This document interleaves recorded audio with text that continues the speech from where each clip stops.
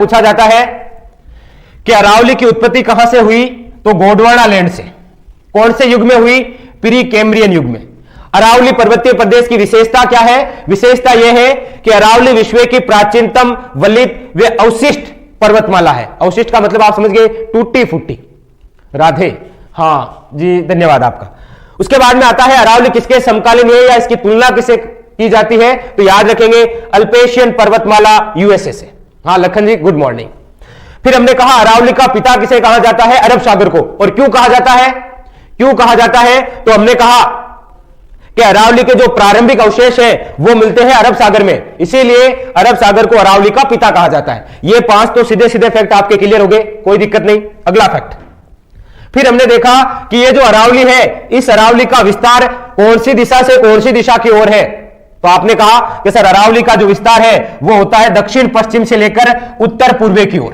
Clear है? दक्षिण पश्चिम से लेकर उत्तर पूर्व की ओर। ठीक है, कंसेप्ट क्लियर हो गया। फिर हमने कहा कि अरावली का विस्तार कहां से कहां तक है, तो हमने कहा कि अरावली का जो विस्तार है वो यहां से है। कहां से? तो गुजरात के पालनपुर से लेकर नई दिल्ली जहां पर बना है राष्ट्रपति भवन।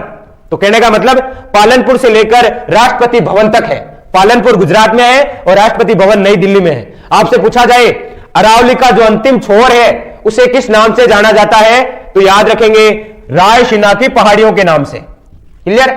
या फिर सीधा एग्जाम में आ जाए अरावली को नई दिल्ली में किस नाम से जाना जाता है, याद रखेंगे रायसीना की पहाड़ियां। क्लियर? और याद रखेंगे हरियाणा के अंदर अरावली को कहा जाता है ढोशी की पहाड़ियां, और अरावली को स्थानीय भाषा में कहा जाता है आडावल। और फिर हमने कहा कि अरावली की जो कुल लंबाई है पालनपुर से लेकर रायसीना की पहाड़ी तक वो होती है 692 किलोमीटर। क्लियर? फिर हमने कहा कि अरावली की औसत ऊंचाई कितनी है समुद्र तल से, तो याद रखेंगे औसत ऊंचाई होती है 930 मीटर। क्लियर है? 930 मीटर। राजस्थान में अरावली का विस्तार कहां से कहां है, तो आपने कहा शिरोई से लेकर झुंझुनू तक, और यहां तक लंबाई कितनी है? 550 किलोमीटर। जबकि इंपॉर्टेंट क्वेश्चन यह आता है कि जो कुल अरावली है, कुल अरावली का कितना प्रतिशत भाग राजस्थान में है, तो याद रखेंगे 79.5 यानी कि लगभग 80% भाग। अगला फैक्ट हमने पढ़ा अरावली का महत्व है। फिर कह रहा हूं एग्जाम के लिए बहुत ही इंपॉर्टेंट है ये। पटवार, ग्राम सेवक और रिट, आरएस और एसआई, इस प्रकार के कंसेप्ट पूछे जाते हैं वहां पर। तो अरावली का महत्व हमने समझा कि अरावली यहां पर है, कहने का मतलब राजस्थान का विभाजन करती है। एक पार्ट बनता है मरुस्थल, दूसरा बनता है गैर मरुस्थल।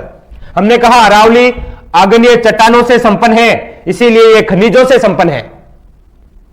क्लियर? फिर हमने कहा कि ये जो है अरावली अरब सागर से जो वर्षा होती है इसको कराने में असमर्थ है, इसीलिए आप सुनते हैं कि अरब सागर से राजस्थान में केवल दक्षिण भाग में वर्षा होती है। कहां पर? दक्षिण भाग में। क्लियर? फिर हमने पढ़ा कि इसीलिए अरावली को राजस्थान में जल विभाजक का कारण माना जाता है। तो यह भी कंसेप्ट याद रखेंगे। और फिर रेगिस्तान मार्च को बढ़ने से रोकती है, यानी कि ये जो मरुस्थल है इसको इधर नहीं आने देती है। कौन? अरावली। फिर हमने पढ़ी अरावली की प्रमुख चोटियां यानी कि टॉप 10 की। और फिर कह रहा हूं ये 10 आपको याद होनी चाहिए। क्यों? क्योंकि एग्जामिनर क्रम पूछता है यहां से। एग्जामिनर यहां से क्या पूछता है?